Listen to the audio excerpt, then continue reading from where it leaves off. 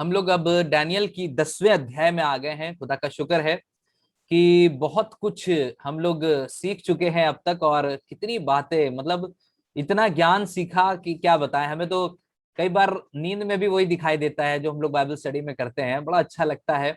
और खुदा का शुक्र है कि इस बीच जो छुट्टियां मिली हुई हैं तो इसमें कुछ ज्यादा ही बाइबल स्टडी का हमें फायदा मिल रहा है, तो हम इसको जरूर से कर रहे हैं और हमारा भी टाइम बीत रहा है, आपका भी टाइम बीत रहा है इसमें, तो हम खुदा का शुक्र करते हैं। साथ ही साथ आज जब हम 10वां अध्याय शुरू करने जा रहे हैं, तो इस 10वें अध्याय के बाद हम एक पॉज लेंगे, एक ब्रेक लेंगे।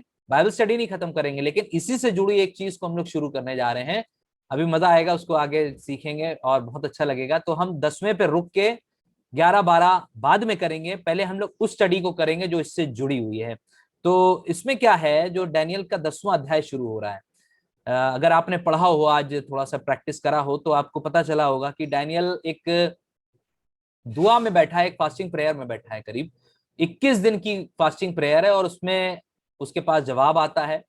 यहां पर इस अध्याय में पहली बात, डैनियल 90 साल का हो चुका है, और जब वो विजन देख रहा है तो करीब 536 बीसी से 535 बीसी के लगभग का ये विजन है। ये जो दर्शन वो देख रहा है ये इतना पुराना है। और 21 दिन की वो फास्टिंग और प्रेयर है उसके साथ जुड़ी हुई। और साथ ही साथ सबसे अच्छी बात, डैनियल का डेडिकेशन जो जुड़ा हुआ है। आपको अभी पता चलेगा कि डैनियल किस विषय पर किस दिन तक प्रार्थना करता रहा, किस विषय पर। यह बहुत इंपॉर्टेंट है जानना कि क्या जरूरत थी उसे 21 दिन की इस बाइबल यानी कि इस फास्टिंग प्रेयर में जाने की। तो हम इसके बारे में भी सीखेंगे और यीशु मसीह से मुलाकात करेंगे, गैब्रियल से मुलाकात करेंगे, माइकल से मुलाकात करेंगे, और सिर्फ शैतान को दूर से जानेंगे, उससे मुलाकात नहीं करेंगे। तो इतनी चीजों को हम सीखेंगे। तो पहला अध्याय यानी कि 10वां अध्याय और उसका पहला पद देखिए क्या निकलता है यहाँ पे, क्या मैसेज आ रहा है, क्या हमें सीखने को मिल रहा है इसमें। यहाँ पे लिखा हुआ है दानियेल पहला अध्याय, परस के देश। बहुत ध्यान से समझिएगा इन चीजों को जो इसमें लिखी हुई हैं, क्योंकि कई बार कनेक्ट करने के लिए हमें कुछ चीजों को जानना बहुत जरूरी है। यहाँ पे लिखा है फारस देश, तो फारस देश को याद रखिएगा अपने दिमाग में। फारस देश का राजा कुस्रो के राज्य के 3रे वर्ष में दानियल पर, जो बेलशस्सर भी कहलाता है, एक बात प्रकट की गई। जब वो राजा था, फारस देश का जो खुसरो राजा था, उसके 3रे वर्ष में दानियल पर एक बात प्रकट करी गई, और वो बात सच थी कि बड़ा युद्ध होगा, एक बहुत ताकतवर युद्ध होगा, एक बड़ा भयानक युद्ध होगा। बड़ा युद्ध, बड़ा युद्ध का मतलब उसके मुताबिक बहुत बड़ा युद्ध है, छोटा मोटा युद्ध नहीं है। कोई कंट्री किसी कंट्री से नहीं लड़ेगी, एक बहुत बड़ा युद्ध है। उसने इस बात को बूझ लिया और उसको इस देखी हुई बात की समझ आ गई। उसने इस बात को बूझ लिया, समझ लिया कि ये होगा कब, कैसे होगा, कहां होगा।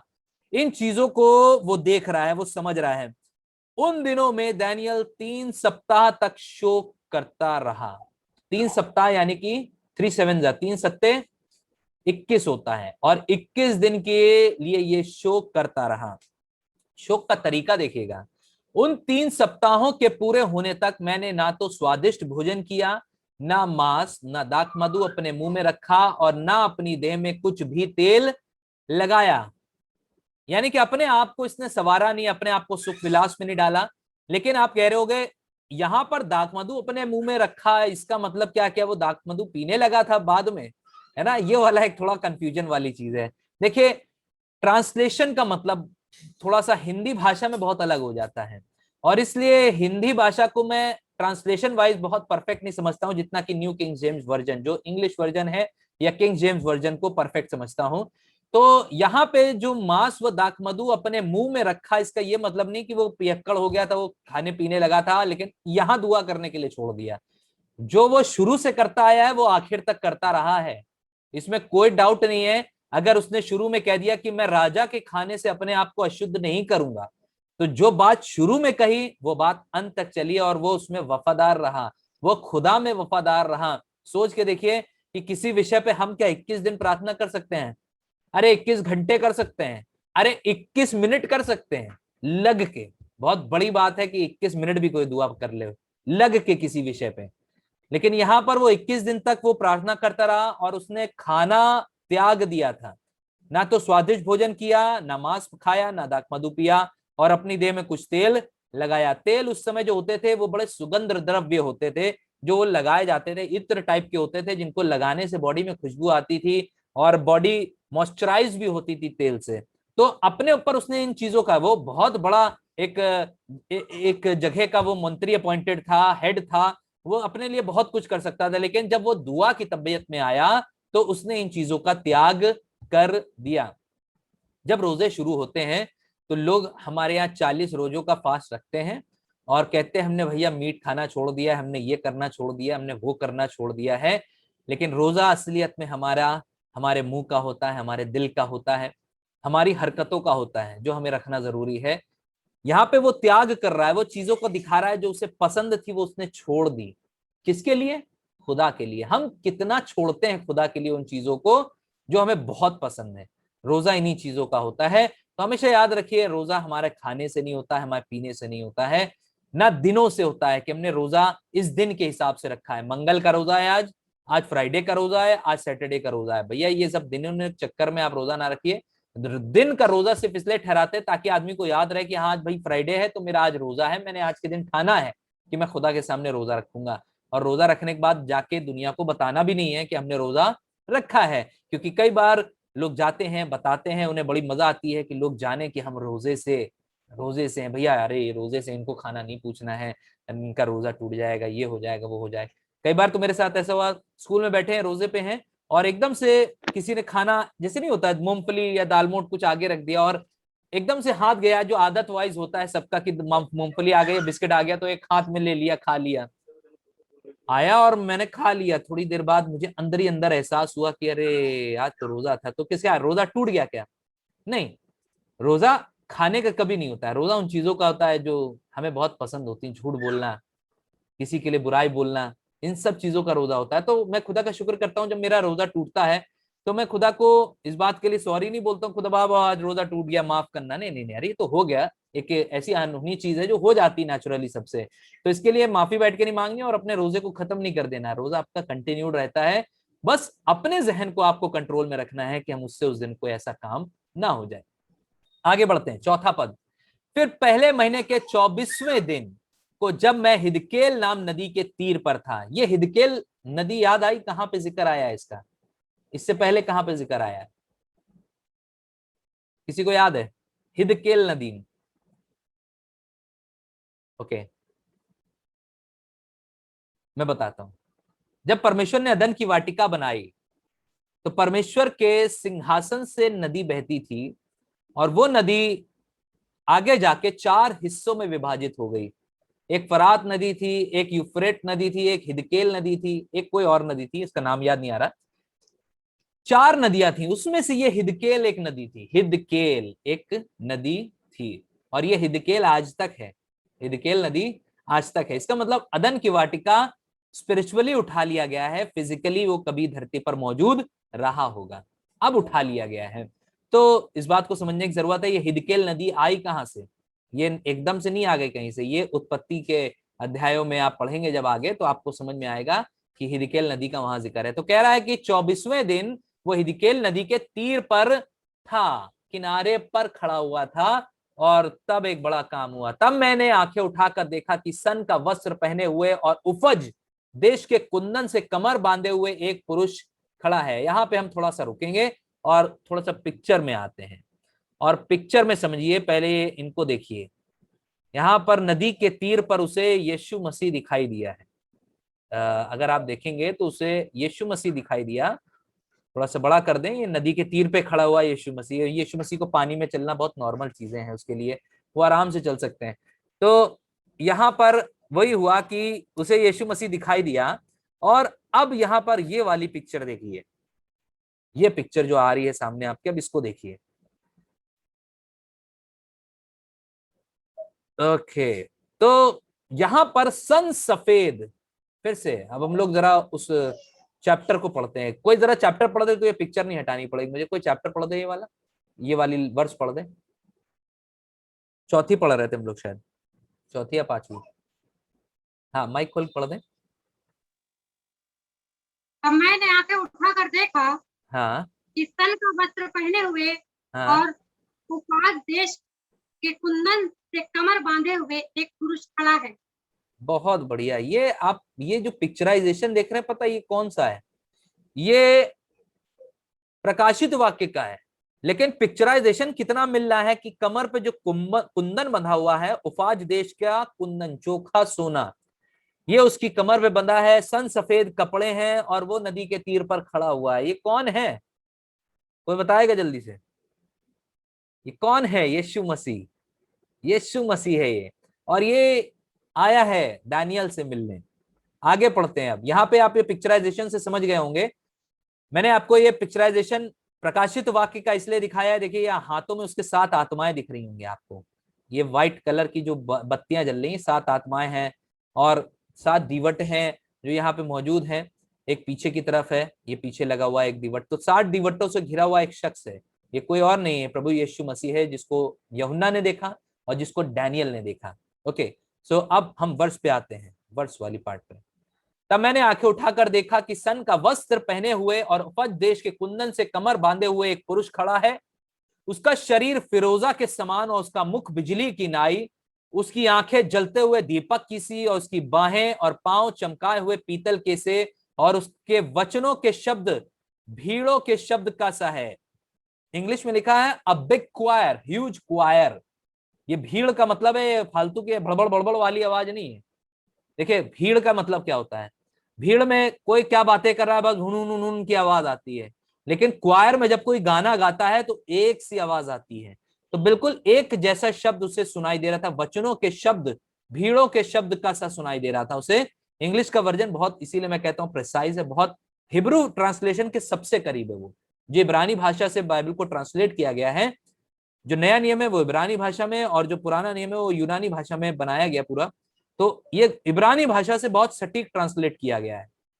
तो यहां पर उसी का जिक्र है, वचनों के शब्द भीड़ के से शब्द सुनाई दे रहे थे।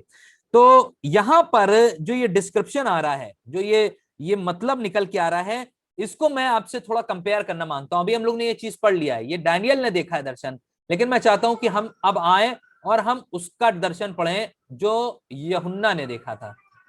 प्रकाशित वाक्य और उसका 13 का 1 का 16।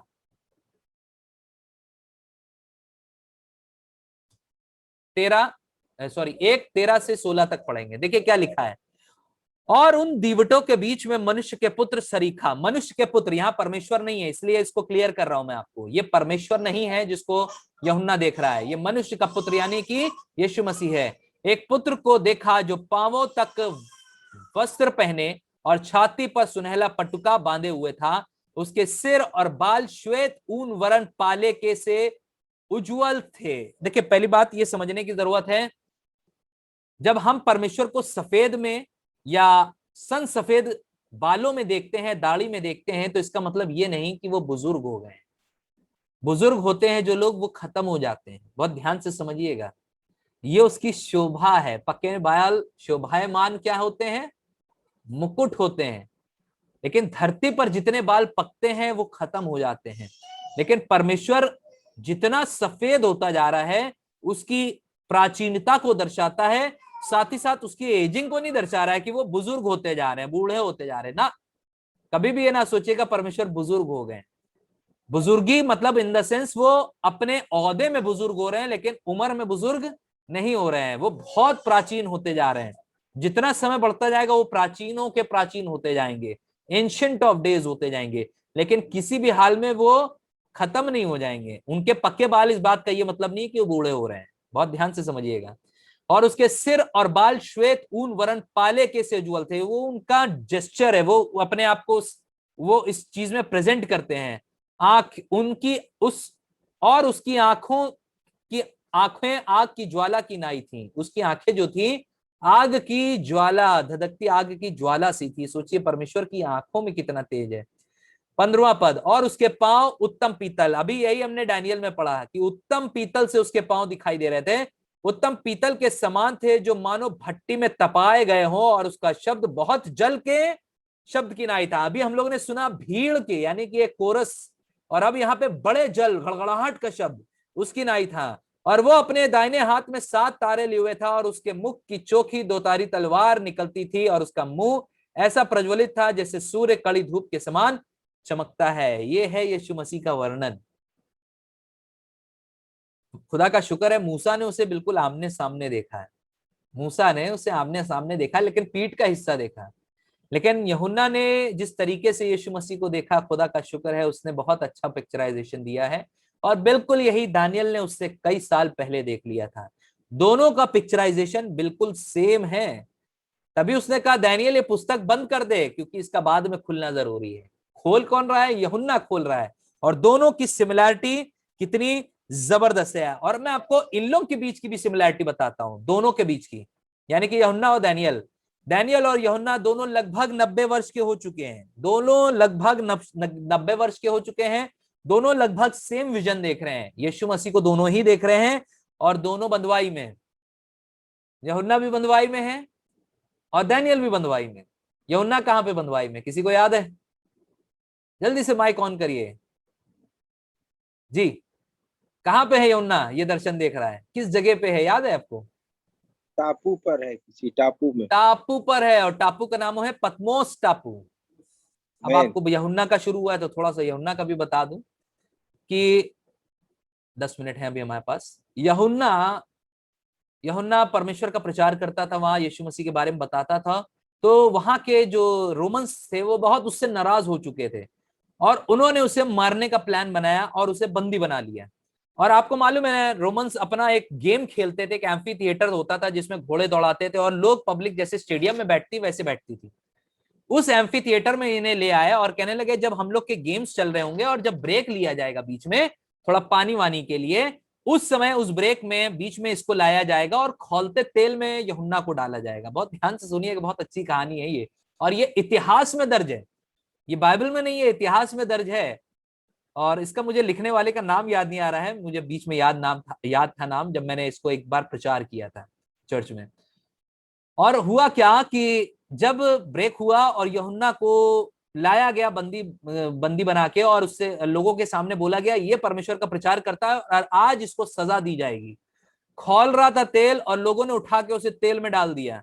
लेकिन अचंभे की बात यह थी कि जैसे उसे तेल में डाला वो तेल पर तैर रहा था, जैसे मानो पानी पर तैर रहा हो। कितनी गजब की बात की, उसे मौत भी नहीं आ रही है, उसे मौत भी नहीं आ रही, क्योंकि यीशु मसीह का आपको वायदा याद है ना कि इसकी मौत वैसे नहीं होगी जैसे सारे चेलों की हुई है, और इसीलिए वो अपनी नेचुरल मौत मरा। जब उसको लोगों ने तैरते देखा तो बड़े परेशान हो गए।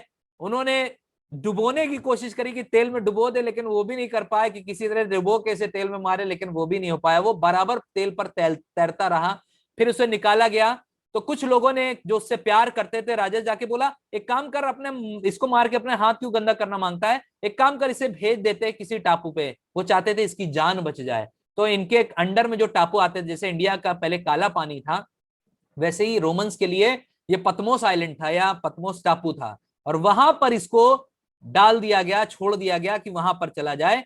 और फिर जब ये विजन देखता है, वहां दर्शन लिखता है पूरे, और उसके बाद फिर इसे वापस बुला लिया जाता है। जब वो राजा, जो निर्दयी राजा था जो इसके लिए आज्ञा निकालता था, मर गया, तब फिर लोगों ने दूसरे राजा से रिक्वेस्ट करके इसे वापस बुला लिया। और तब यूहन्ना वहां रहकर क्या कहते हैं, जहां पे ये वापस गया है अपने शहर में, वहां पूरे अपनी उम्र कंप्लीट करके तब खत्म होता है। तो ये यूहन्ना की कहानी थी।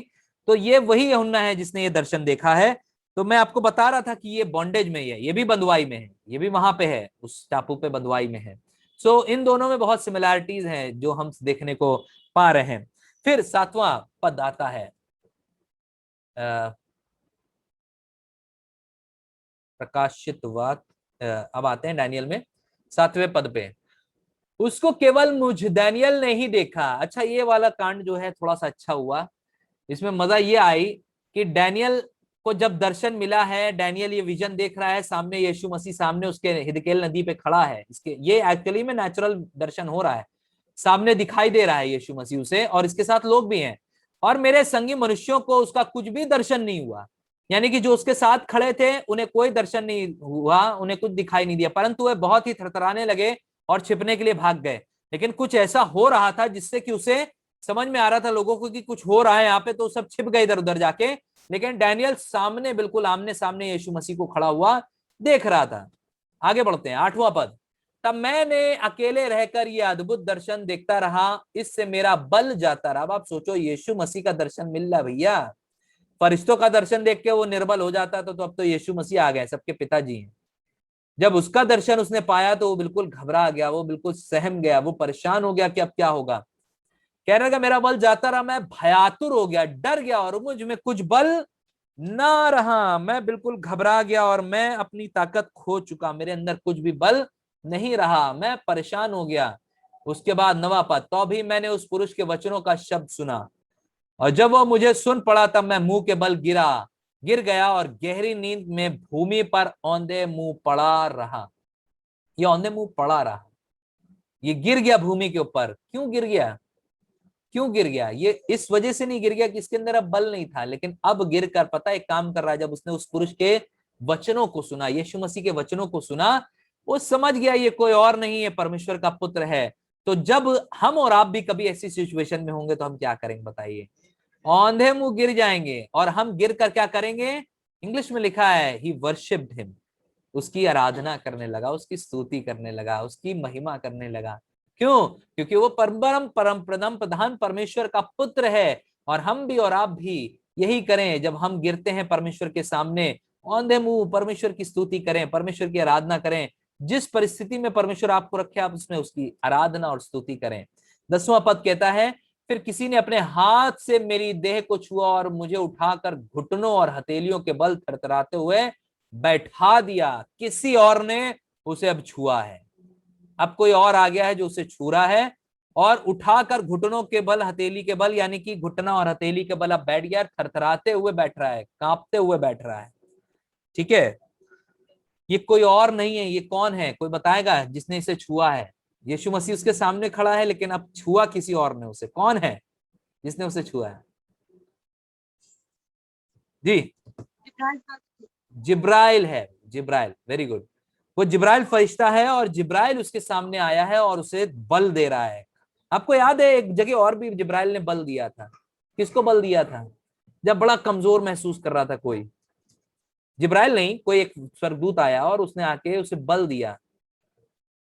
बल दिया है, बहुत परेशान, बहुत हिरासान, तकलीफ में है कोई, उसको आके हिम्मत बंधा रहा है, बल दे रहा है, सामर्थ दे रहा है। यीशु मसीह गत्समनी बाग में था और जब बहुत परेशान था और दुआ कर रहा था, 3 बार उसने दुआ कर ली, तब लिखा है एक स्वर्गदूत आता है जो उसे सामर्थ्य देता है, उसे बल देता है, हिम्मत बंधाता है उसकी। ऐसे ही यहाँ पे भी गैब्रियल आया है, जिब्राइल आया है और उसको हिम्मत बंधा रहा है। 11वां पद कह रहा है, तब उसने मुझसे कहा, दानियल, हे अति प्रिय पुरुष। फिर से देखिए, उसे एक इज्जत का तमगा पहनाया गया है, एक बड़ा मेडल ऑफ ऑनर दिया गया है और उससे कहा गया है, हे अति प्रिय पुरुष। मैं भी और आप भी इसी होड़ में रहें कि परमेश्वर हमारे लिए भी ये कह सके कि हे अति प्रिय पुरुष, हे अति प्रिय स्त्री। खुदा आपको इस विषय पे बरकत दे, मेरी ये दुआ है, और हमारे लिए भी परमेश्वर ऐसे शब्दों का इस्तेमाल करे। जो वचन मैं तुझसे कहता हूं उसे समझ ले। ये गैब्रियल सिखा रहा है, ये गैब्रियल समझा रहा है और बता रहा है, यानी कि जिब्राइल। और सीधा खड़ा हो। सीधे नहीं, आजकल टेढ़े मेढ़े हैं कुछ लोग, है ना, कलीसिया में भी टेढ़े हैं, कहीं जा रहे हैं किसी घर में, वहां भी टेढ़े खड़े हैं, है ना। वो कह रहा सीधा खड़ो और समझ ले, क्योंकि मैं अभी तेरे पास भेजा गया हूं, अभी इसी वक्त भेजा गया है। ऑर्डर मिला है उसे, परमेश्वर की ओर से कमांडमेंट मिली है, जाओ और जाके दानियल को समझाओ। खुदा करे हमें भी आए, फरिश्ते समझाएं, परमेश्वर का वचन सिखाएं। सीधा खड़ा हो क्योंकि मैं अभी तेरे पास भेजा गया हूं। जब तक भेजे नहीं जाते हैं फरिश्ते आते नहीं है, भेजा गया है वो। जब उसने मुझसे ये वचन कहा तब मैं खड़ा हो गया, परंतु थरथराता रहा, घबराता रहा मैं कि ये मेरे को विजन मिला है यीशु मसीह का। 12वां पद कह रहा है, फिर उसने मुझसे कहा, है दानियल मत डर, क्योंकि पहले ही दिन से जब तूने समझने बूझने के लिए मन लगाया और अपने परमेश्वर के सामने अपने को दीन किया, उसी दिन तेरे वचन सुन लिए गए और मैं तेरे वचनों के कारण आया हूं। यहां पर रुकेंगे थोड़ी देर। कह रहा है कि जब दानियल, पहली बात लिखा है मत डर, मत डर, घबरा नहीं, पहले समझ बात को मेरी, क्योंकि पहले ही दिन जब तूने समझने बूझने के लिए मन लगाया, यानी कि जिस दिन मैंने अपने घुटने जमीन पर टेक दिए और परमेश्वर से प्रार्थना करना शुरू की, परमेश्वर मुझे वचन सिखा, परमेश्वर मुझे बता, मैं व्याकुल हूं, मुझे समझ नहीं आ रहा। लिखा है अपने परमेश्वर के सामने अपने को दीन किया। दीन करने का मतलब फास्टिंग में आया, प्रेयर में आया, परमेश्वर के सामने अपने आप को हलीम कर दिया, दुनिया की हर चीज से उसने अपने आप को कट ऑफ करा। उस दिन तेरे वचन सुन लिए गए, उसी दिन भैया, उसी दिन। फिर ये 21 दिन का है, इतनी देर का डिले का है हो रहा भाई? अपने हिंदुस्तान में भी ट्रेन जो है 21 घंटे बाद पहुंची जाती है अपने डेस्टिनेशन, पर इससे तुम्हें इतना टाइम कैसे लग गया कि तुम इतनी देर में आए हो, 21 दिन बाद आए हो? और मैं तेरे वचनों के कारण आया हूं। 13वां पद से अब पढ़ेंगे तो आपको अब पूरी कहानी समझ में आने लगेगी। फारस के राज्य का प्रधान 21 दिन तक मेरा सामना किए रहा। ये वाला जो कॉन्टेक्स्ट है इसको समझेंगे, और इसके बाद से हम यानी कि 10वां अध्याय जब खत्म करेंगे तो हम एक नई कहानी शुरू करेंगे, एक नई बाइबल स्टडी शुरू करेंगे जो इन्हीं से जुड़ी हुई है। बहुत कुछ है सीखने के लिए इनसे, और उसके बाद फिर हम वापस 11-12 को करेंगे। लिखा है फारस के राज्य का प्रधान 21 दिन तक मेरा सामना किए रहा, परंतु मिकाएल जो मुख्य प्रधानों में से है वो मेरी सहायता के लिए।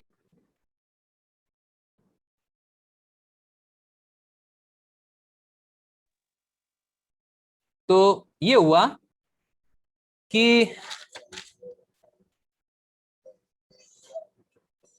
फारस के राज्य का प्रधान 21 दिन तक मेरा सामना किए रहा, परंतु मिकाएल जो मुख्य प्रधानों में से है वो मेरी सहायता के लिए आया, इसलिए फारस के राजाओं के पास रहा। ये वाली जो कॉन्टेक्स्ट आता है, या ये वाला जो चैप्टर, ये पैराग्राफ आता है, ये हमको अब एक दूसरी दुनिया में ले जा रहा है। अब एक दूसरी दुनिया में ये धरती पर आया है, आप समझिए, ये धरती पर आया है डैनियल के पास, लेकिन बातें कहां की कर रहा है?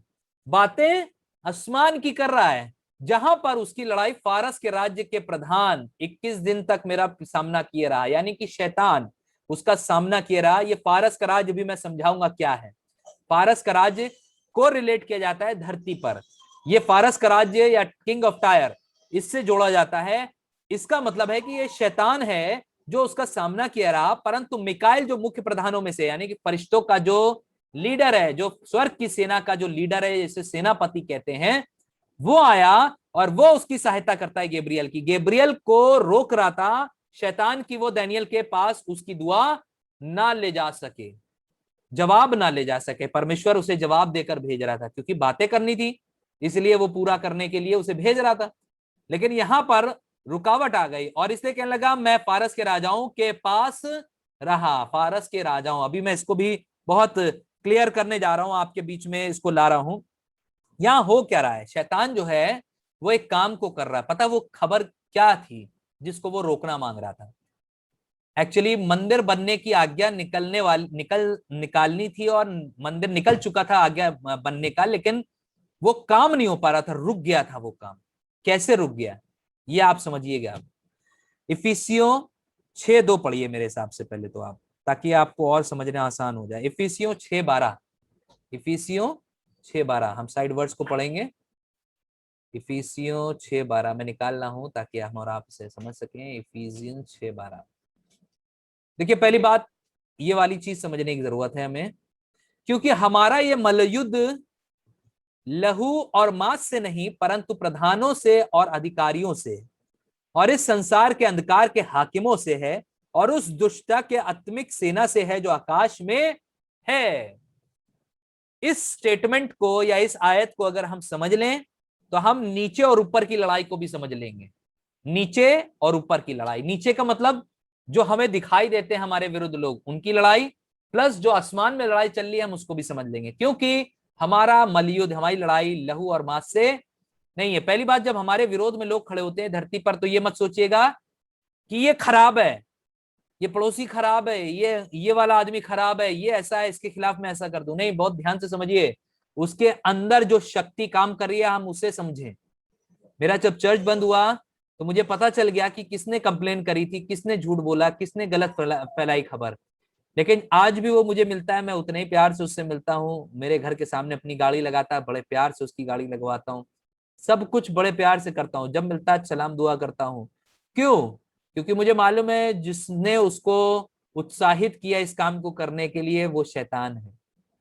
ये बनाया हुआ परमेश्वर का एक इंसान है जो मेरे बगल में रहता है और मुझे अपने पड़ोसी से अपने समान प्रेम रखने की जरूरत है। इसलिए पहली बात, जब आपके विरोध में लोग खड़े हों तो आप हमेशा इस आयत को याद रखिएगा कि आपकी लड़ाई लहू और मांस से नहीं है। आप उनके लिए दुआ करें कि उनके पीछे जो शक्ति काम कर रही है वो उनसे दूर हो जाए। तो हमारा मल्लयुद्ध यहीं से शुरू होता है, परंतु प्रधानों से और अधिकारियों से है। प्रधानों और अधिकारियों से मतलब प्रधान कौन है? शैतान। अधिकारी उसके नीचे जो उसके चेले चापड़ हैं उनसे है। और इस संस्कार के अंधकार के हाकिमों से। अंधकार के हाकिम, अंधकार मतलब जो अंधेरे में काम करते हैं, उजियाले से उन्हें बड़ी नफरत है, वो उजियाले में काम नहीं करते हैं। शैतान हमेशा अंधकार में काम करता है। और उस दुष्टता की आत्मिक सेनाओं से है जो आकाश में है। बहुत ध्यान से समझ लीजिए, ये आकाश के अंतर में घूमती रहती हैं।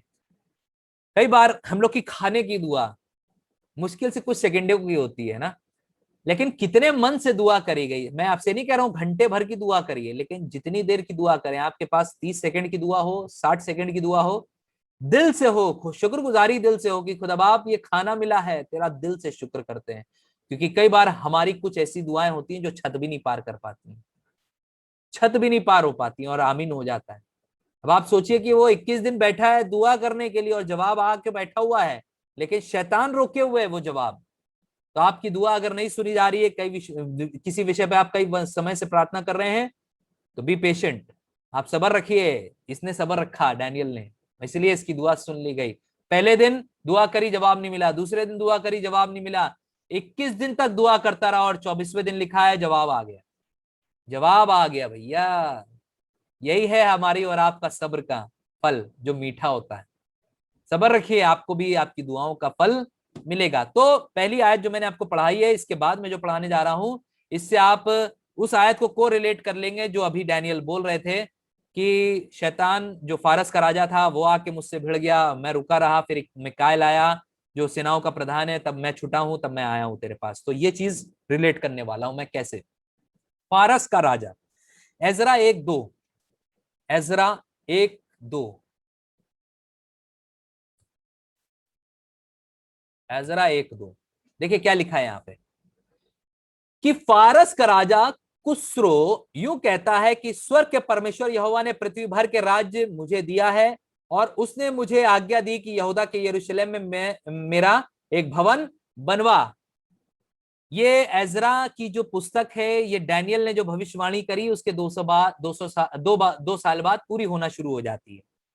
डैनियल मर चुका है, ये बात जो उसने निकाली है विजन में 2 साल बाद पूरा होना शुरू हो जाती है कि राजा के पास, फारस के राजा के पास, खुसरो के पास ये खबर आती है कि परमेश्वर कह रहा है जाओ और यरूशलेम का भवन फिर से बनवाओ जो टूट गया है।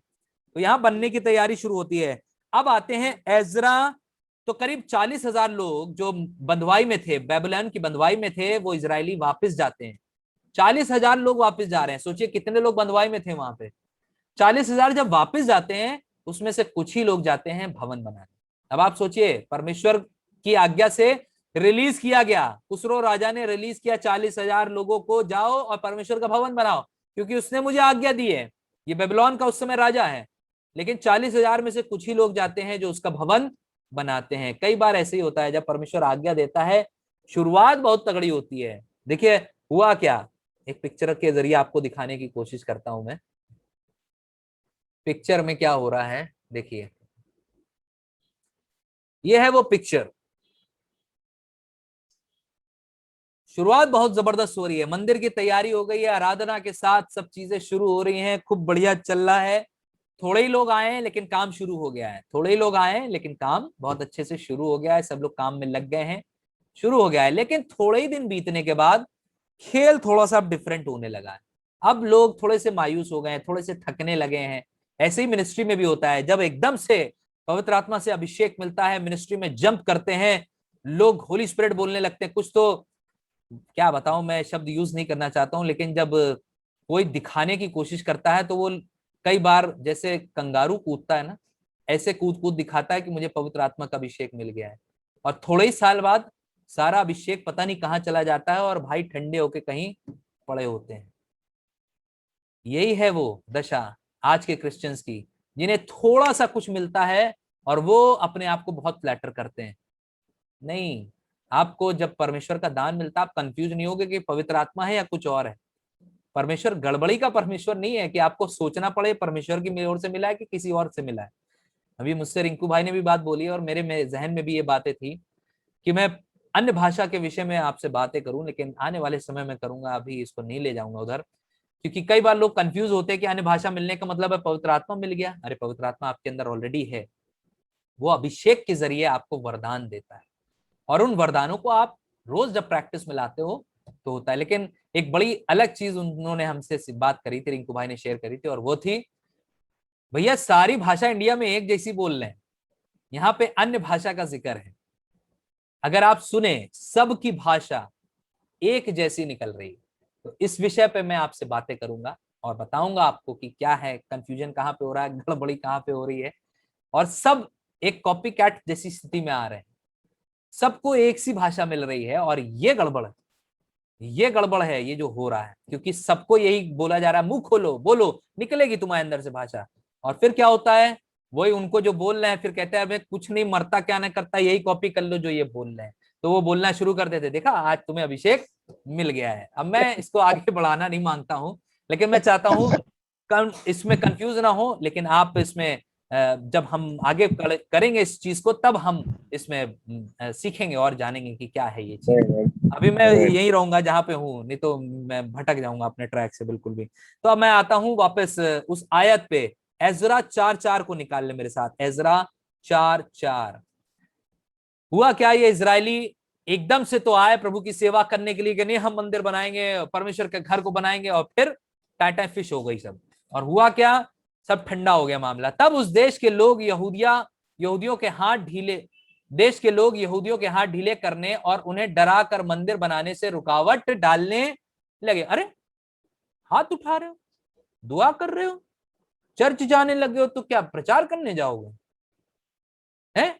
अपने घर में प्रार्थना कराओगे? लोग कुछ होते हैं, ये वही यहूदियों में से ही है कुछ ऐसे लोग, यानी कि आज के समय के क्रिश्चियंस को कह लीजिए आप, यहूदियों ही के हाथ ढीले कर रहे हैं, एक दूसरे के हाथ ढीले कर रहे हैं। वही है ना कि आज के समय में लोग अपने दुख से इतने दुखी नहीं है जितने दूसरों के सुख से।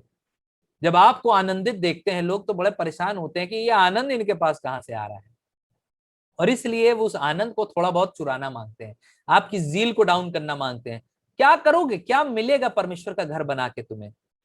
क्या करोगे? वहां जाओगे आराधना स्तुति करे? अरे घर में रहो, अपने काम वाम निपटाओ, बहुत दुआ बंदगी करने लग गए हो तुम लोग, हर समय बाइबल लिए बैठे रहते हो, हर समय ये करते हो। जब आपको लोग ऐसा कहें तो आप खुदा का शुक्र करिएगा कि लोग आपको नोटिस कर रहे हैं, लोग आपको गौर कर रहे हैं। अब उनके अंदर ये बहुत विचलन हो रही है, अरे यार हम ये नहीं करते, ये ऐसा करता है। मेरे को बड़ी मजा आई, एक दिन मेरे भाई ने मुझसे कहा, मैं अपना बैठा हुआ कुछ उसके घर में काम कर रहा था लैपटॉप पे, कह रहे यार सुनो यार ये फिर तुम यार ये लेके बैठ गए, बड़ा मजाकिया है वो थोड़ा सा, यार तुम फिर लैपटॉप लेके बैठ गए हो, अपना अपना काम कर रहे हो, बाइबल बाइबल स्टडी कर रहे हो क्या तुम? हमने कहा नहीं ऐसी कुछ कर रहा हूँ। कहा यार कई बार हमें ऐसा लगता है हम ज्यादा पापी हो तो तुम बहुत धार्मिक हो गए हो। तो ये सुन के बड़ा अच्छा लगता है कि खुदा बाप कम से कम लोग हमें नोटिस तो कर रहे हैं, और साथ ही साथ इसलिए नहीं नोटिस कर रहे हैं, लेकिन हमारे अंदर बदलाव भी आना बहुत जरूरी है। अगर आपको हर समय लोग दुआ बंदगी में देख रहे हैं, खुदा का शुक्र करिए कि आप इस समय दुआ बंदगी में है, क्योंकि पता नहीं आने वाले दिन कैसे हो जब आपके पास दुआ बंदगी जैसी कोई चीज भी ना बाकी रह जाए। लेकिन खुदा का शुक्र करिए आपको मौका मिला है। तो यहाँ पर आएंगे कुछ लोग आपको, जैसे इन लोगों के हाथ ढीले करा दिए वैसे ही कुछ आएंगे क्रिश्चियन जो कहेंगे ऐसा है ये सब बेकार की चीजें हैं, हालेलुया बोलने से कुछ नहीं होता है, हाथ उठाने से प्रेज द लॉर्ड बोलने से कुछ नहीं होता है, चर्च में काम करने से कुछ नहीं होता है। ऐसे ही हो रहा था इन लोग के साथ भी, और इनके हाथ ढीले पड़ गए। अब आप सुनिए इसका घाटा क्या हुआ। एजरा 4:24, घाटा सुनिए क्या हुआ। तब परमेश्वर के भवन का काम जो यरूशलेम में है रुक गया। यही शैतान की मनसा है कि परमेश्वर का काम रुक जाए। दानियल इसी विषय पे ये प्रार्थना कर रहा था कि भैया ये काम ना रुकने पाए। वो बड़ा विचलित था, वो दुआ कर रहा था प्रभु ये काम ना रुकने पाए, वही हो गया कि काम रुक गया। और फारस के राजा दारा, देखिए राजा चेंज हो गया है, अभी फारस का राजा कुसरो था और राजा दारा के राज्य के दूसरे वर्ष तक रुका रहा। ये फारस का राजा कोई और नहीं, ये दारा है, ये धरती पर है, समझिएगा। और राजा किससे लड़ाई चल रही है उधर? आसमान में किससे चल रही है? मिकाइल से चल रही है। यहां धरती पर कौन राजा रोके बैठा है काम को? दारा। इसीलिए मैंने कहा हमारा मल युद्ध लहू और मांस से नहीं है, परंतु आकाश और अंधकार की शक्तियों से है। यह है वो कोरिलेशन। ये फारस का राजा दारा धरती पर परमेश्वर के काम को रोक रहा है, और आसमान में फारस का राजा यानी कि शैतान दानियेल की प्रार्थना का जवाब धरती पर लाने से रोक रहा है। दोनों एक ही काम कर रहे हैं, मंदिर ना बनने पाए, मंदिर ना बनने पाए। उधर शैतान लगा है, इधर दारा रुकवा रहा है मंदिर का काम। मैंने आपको बताया शुरू में, मंदिर के पीछे शैतान शुरू से पड़ा हुआ है। क्यों? स्वर्ग जो था परमेश्वर का मंदिर था, स्वर्ग परमेश्वर का मंदिर था। यहां तक कि अदन की वाटिका मंदिर थी, यहां तक कि मूसा का तंबू मंदिर था, सुलेमान का मंदिर भी मंदिर था। सब कुछ मंदिर से जुड़ा है भैया, सब कुछ मंदिर से जुड़ा है। और इसीलिए वो चाहता है ये इंसान जो मंदिर है परमेश्वर का, ये भी तबाह हो जाए, ये बनने ना पाए। आज बाइबल स्टडी में बहुत से लोग जुड़ सकते थे, लेकिन होगी सबकी अपनी कुछ वजहें होंगी, लेकिन कुछ जानबूझ के नहीं जुड़े होंगे। क्यों? क्योंकि शैतान उन्हें रोक रहा है इस चीज को करने से। क्या करोगे जुड़ के यार? काम निपटा लो, ये बहुत जरूरी काम है, इसके बाद नहीं होगा, बाइबल स्टडी होती रहेगी। देख लेंगे वो वाला वीडियो। आपको मालूम है जब वीडियो पोस्ट होता है उसके बाद भी शैतान आपको वीडियो देखने नहीं देगा। इसीलिए कहा जाता है जो कल करे सो आज कर, आज करे सो अभी, इसी वक्त कर लो भैया। पता नहीं कौन सा वचन आपके लिए आशीष का हो, उसके बाद वो वचन आपको ना मिल पाए, क्योंकि शैतान तो बैठा रहता है, लाओ दाना डालो और हम चुप कर ले जाएं, किसी तरह हम ले जाएं, यहां से उठा ले जाएं, ताकि वो फलवंत ना होने पाए। तो ये वो काम था जो शैतान रोक रहा था आसमान में दानियेल के लिए और धरती पर लोगों के लिए, कि परमेश्वर का मंदिर ना बनने पाए। इसीलिए 21 दिन बाद उसकी प्रार्थना सुनी गई। तो कहने का मतलब यह है कि एक ही काम हो रहा है जो ये ताकतें करने की कोशिश कर रही हैं। परमेश्वर की अच्छी ताकतें मंदिर बनवाने की कोशिश कर रही हैं, दानियेल मंदिर बनवाने की कोशिश कर रहा है, लेकिन इजरायली मंदिर बनाने की कोशिश कर रहे हैं, लेकिन एंटी क्राइस्ट ताकतें भी हैं भैया, यानी कि शैतान, उसकी सेना। धरती पर एंटी क्राइस्ट जैसे लोग जो मसीह विरोधी कहलाते हैं, जो अभी भी धरती पर मौजूद हैं, वो भी यही काम कर रहे हैं। वो परमेश्वर के मंदिर को बनने से रोक रहे हैं, वो चाह नहीं रहे हैं कि किसी भी तरह परमेश्वर का काम हो सके। 14वां पद पढ़ते हैं, आइए 14वां पद पढ़ते हैं। दानियेल 10वां अध्याय 14वां पद क्या लिखा है यहाँ पे? और अब मैं तुझे समझाने आया हूं कि अंत के दिनों में तेरे लोगों के की क्या दशा होगी, क्योंकि जो दर्शन तूने देखा है वो कुछ दिनों बाद पूरा हो जाएगा। सब कुछ वैसे ही जैसा लिखा है वैसा कंप्लीट हो जाएगा। जब वो पुरुष मुझसे ऐसी बातें कह चुका, तब मैंने भूमि की ओर मुंह किया और चुपका रह गया, चिपका ही रह गया धरती पर। जमीन से अपना ऐसा बोला, मेरे लोगों की दशा सुनकर मैं चिपका ही रह गया। 16वां पद कह रहा है, तब मनुष्य के संतान के समान किसी ने मेरे होंठ छुए, यानी कि यीशु मसीह, और मैं मुंह खोलकर बोलने लगा। और जो मेरे सामने खड़ा था उससे मैंने कहा, हे मेरे प्रभु, दर्शन की बातों के कारण मुझ में पीड़ा सी उठ रही है। थोड़ा सा उसे हार्ट अटैक सा आ रहा होगा, थोड़ा सा उसे हाइपरटेंशन से लग रहा होगा, थोड़ा पल्पिटेशन सा हो रहा होगा। भैया सामने खड़ा हुआ है गैब्रियल, वो सामने खड़ा हुआ है यीशु मसीह, और इस समय बता रहा है उस आदमी का नाम जिसकी वजह से उसकी प्रार्थना रुकी, यानी कि शैतान। वो घबरा गया है, कह रहा 3 ताकतें, चार लोग मुझसे मिलने के लिए परेशान हैं। शैतान इसलिए परेशान है कि इसकी प्रार्थना ना दी जाए, गैब्रियल परेशान है कि मैं प्रार्थना का जवाब ले आऊं, मिकाइल परेशान है कि मैं शैतान को रोक लूं, और यीशु मसीह उससे खुद मिलने आ गया है, खुद मिलने चला आया है।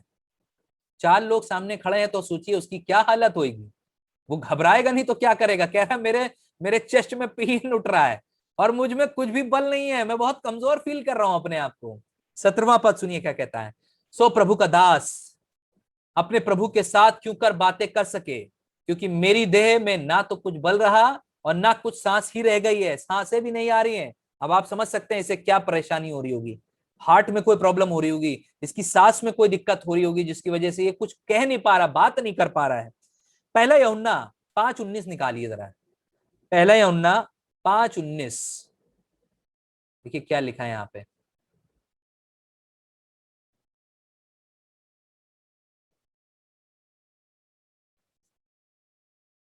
लिखा है, हम जानते हैं कि हम परमेश्वर से हैं और सारा संसार उस दुष्ट के वश में पड़ा है। ये वाला जो कॉन्फिडेंस है ना, ये हर एक को आना बहुत जरूरी है। पहली बात, हम किससे हैं? यीशु मसीह कहता है, जो जो उल्टी सीधी बकवास कर रहे थे, तुम अपने पिता शैतान से हो, वो ये बोलता है, ये शब्द पर्टिकुलरली इस्तेमाल करता है। लेकिन हम जो विश्वास करते हैं, वो कह रहा है लिखने वाला यूहन्ना, हम जानते हैं कि हम परमेश्वर से हैं, और हम जानते हैं, हमें मालूम है हम परमेश्वर से, कॉन्फिडेंस, और सारा संसार उस दुष्ट के वश में पड़ा है। उस दुष्ट के हाथ में है सारा संसार इस समय। आप कोशिश कर ले, लाख किसी को कह दे आओ बाइबल स्टडी ज्वाइन कर लो, आओ चलो चर्च चलें, आओ चलो वचन सीखें, आओ चलो आज बैठ के प्रार्थना करें, ढेरों बहाने होंगे उनके पास। क्यों? क्योंकि उनके वो किसके वश में है इस समय? दुष्ट के वश में है। और जब आपको ऐसी चीजें दिखाई दे कि कोई आपकी बराबर नहीं सुन रहा है, तो याद रखिएगा, उसके लिए दुआ करने की, छोड़ने की जरूरत नहीं है। दुआ करिए कि प्रभु उसको उसके वश से छुड़ाए, उसको उसके वश से छुड़ाए। देखिए एक और पद पढ़ते हैं, यह पहला यूहन्ना 2:18 में क्या लिखा है? हे लड़कों, यह अंतिम समय है, और जैसा तुमने सुना है कि मसीह का विरोधी आने वाला है, उसके अनुसार अब भी बहुत से मसीह के विरोधी उठे हैं। ये स्टेटमेंट इस बात को प्रूफ कर रही है, वो आने वाला जब आएगा तब आएगा, लेकिन अभी उसके जैसे और कई काम कर रहे हैं। जैसे राजा दारा के समय मंदिर का काम रुक गया था। इससे हम जानते हैं कि ये अंतिम समय है। इस समय हम जानते हैं कि ये अंतिम समय है, और इसमें हमें और तैयारी करने की जरूरत है। वो कहता है मुझे बल नहीं है प्रभु, ऐसी परिस्थितियां मैं देख रहा हूं, विरोध में सब खड़े हैं, राजा दारा 2 साल तक बनने नहीं देगा, राजा दारा 2 साल तक बनने नहीं देगा। इसलिए लिखा है 2 साल तक काम रुक गया, उसके बाद बनना शुरू हुआ। इसलिए प्रभु मुझे बल दे, मैं समझना चाह रहा हूं, मैं बात करना चाह रहा हूं, लेकिन बात नहीं कर पा रहा हूं, मेरे अंदर बल नहीं बचा है। तब सुनिए 18वें पद में क्या कहता है वो,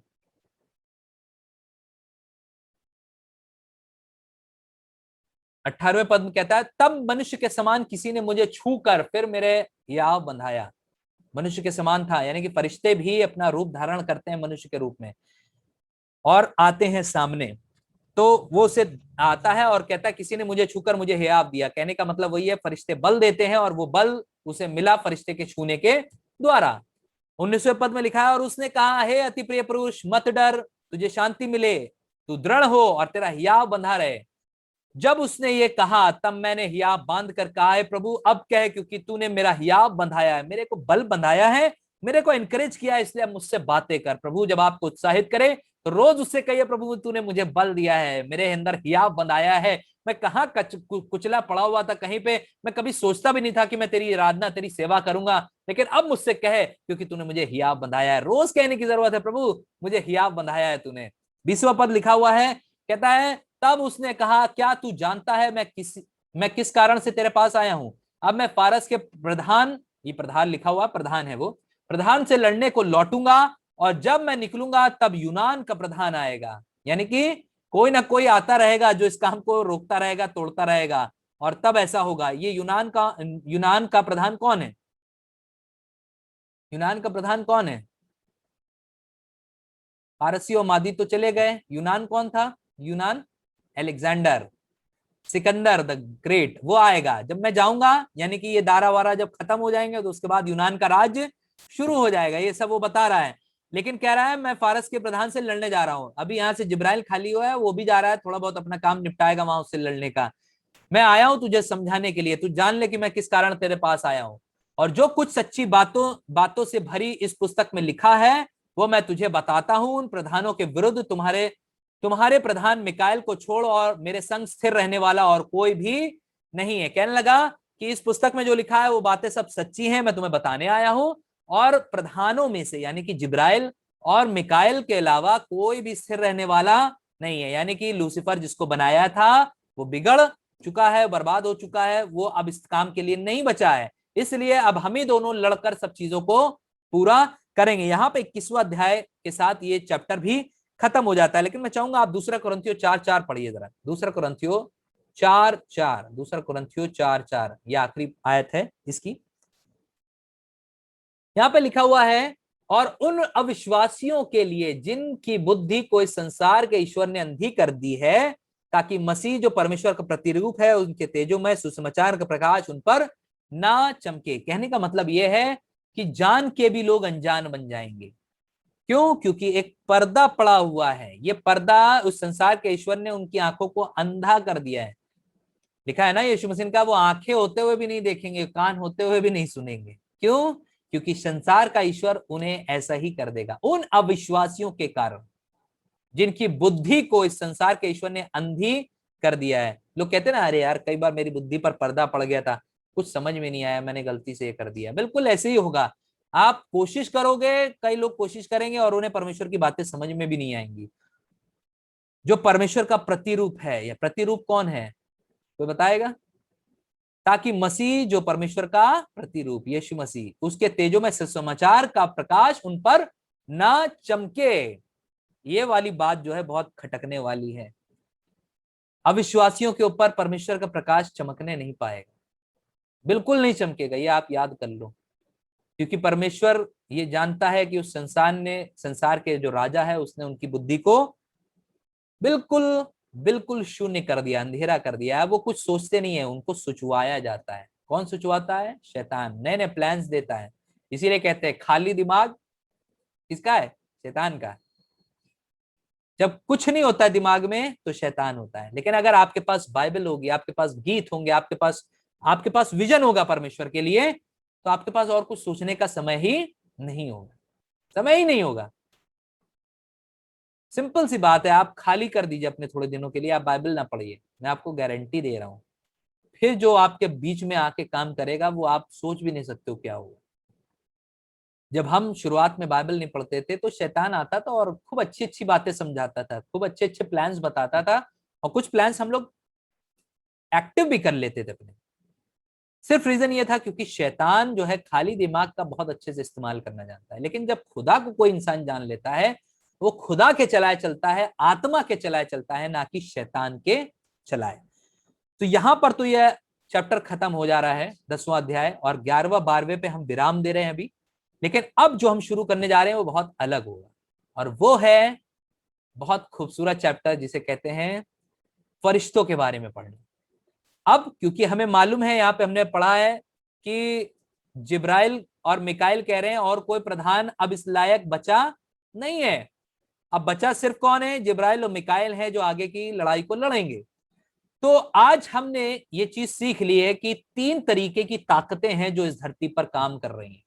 3 तरीके की ताकत। पहली ताकत ध्यान से समझिएगा, आसमानी ताकत है, स्वर्गीय ताकत है। दूसरी ताकत जो है वो अंधकार की ताकत है, और तीसरी ताकत जो फिजिकल ताकत है, मनुष्य की ताकत, वो काम करती है धरती पर। तो 3 तरीके की ताकतें हैं जिनके बारे में हम सीख रहे हैं। तो अब हम सीखने जा रहे हैं दोनों ताकतों के बारे में, जो आसमान की और अंधकार की, यानी कि प्रकाश की और अंधकार की ताकतों के बारे में हम सीखेंगे कल से, आज से नहीं, कल से सीखेंगे। आज के लिए इतना काफी है, कल से सीखेंगे। और बहुत जबरदस्त स्टडी है, बहुत जबरदस्त। मैं बहुत मेहनत कर रहा हूं, इसलिए आप जरूर समझने की कोशिश करिएगा इसमें, कि आप और हम इसको बहुत अच्छे से सीख सकें और समझ सके कि परमेश्वर हमें इस विषय में क्या सिखाने की कोशिश कर रहा हूं। देखिए, हमारा उद्धार से मतलब है, हमारा यीशु मसीह से मतलब है, और हमारा स्वर्गीय चीजों से मतलब है। तो बाइबल जो हमें बताती है, स्वर्गीय वस्तुओं की धुन में रहो, स्वर्गीय बातों की धुन में रहो, तो हम स्वर्गीय बातों की धुन में रहेंगे। उसके बाद हम थोड़ी देर के लिए अपने माइंड को डाइवर्ट करके इस अंधकार की शक्तियों के बारे में भी सीखेंगे कि ये क्या है, कैसे काम करती हैं। जब मैं आपको स्वर्ग की शक्तियों के बारे में बताऊंगा तो मैं आपको बताऊंगा कितने तरीके के फरिश्ते होते हैं, कैसे बनाए गए ये फरिश्ते, कहां से आए, ऐसे कैसे आ गए ये फरिश्ते, कब बनाए गए, सृष्टि रचे जाने से पहले बनाए गए, सृष्टि रचे जाने के बाद बनाए गए। आपको मालूम है बाइबल में 300 से ज्यादा वर्सेस हैं सिर्फ फरिश्तों के विषय में, यानी कि लगभग एवरेज एक पेज पर 4 पेजों पे एक आयत जरूर आपको मिलेगी फरिश्तों से जुड़ी हुई। इतनी है फरिश्तों के बारे में आयतें, इतनी आयतें। तो तैयार रहिएगा कल की बाइबल स्टडी के लिए। हम लोग एक थोड़ा सा मोड चेंज कर रहे हैं, थोड़ा सा टाइमिंग चेंज कर रहे हैं, टाइमिंग नहीं चेंज कर रहे हैं, मतलब मोड ऑफ स्टडी चेंज कर रहे हैं, ताकि हम इनके बारे में सीख सकें, यानी कि जिब्राइल के बारे में, मिकाइल के बारे में, लूसीफर के बारे में, कि परमेश्वर ने उन्हें कैसे स्थापित किया, कैसे बनाया। और ये बहुत तगड़ी स्टडी है, और मेरे ख्याल से ये कम से कम 4 हफ्ते तो चलेगी फरिश्तों के बारे में। उसके बाद हम वापस दानियल में 11-12 में आएंगे, क्योंकि अब वो उसे सिखाने जा रहा, अभी उसने सिखाया नहीं, इसीलिए हम यहाँ पे विराम ले रहे हैं, ताकि जो कुछ वो सिखाएगा फरिश्तों को सीखने के बाद, जो लड़ाई की बात कर रहा था ना दानियल, कि मैंने देखा कि एक बहुत बड़ा युद्ध हुआ, अरे युद्ध हुआ किसके बीच में, ये जानने के लिए हमें शैतान और फरिश्तों को जानना बहुत जरूरी है। कैसे होगी ये लड़ाई, कहां होगी, इसके लिए हमें फरिश्तों पे आना पड़ेगा। इसलिए कोशिश करिएगा कि हम सब बराबर से इस विषय पे जुड़ें और हम परमेश्वर के नाम को आदर दे सकें, परमेश्वर के नाम को इज्जत दे सकें और परमेश्वर के कलाम से जुड़ सकें। जितना हो सके हम इस बाइबल स्टडी में ज्वाइन हो और खुदा के नाम को आदर दे सकें। साथ ही साथ इस बात को याद रखिएगा कि आने वाली जो भी बाइबल स्टडी का जो वीडियो आएगा उसे आप जरूर से शेयर करें ताकि बहुत से लोग इसके द्वारा आशीषित और धन्य हो सकें। सो यहाँ पे हम स्क्रीन शेयरिंग को रोक रहे हैं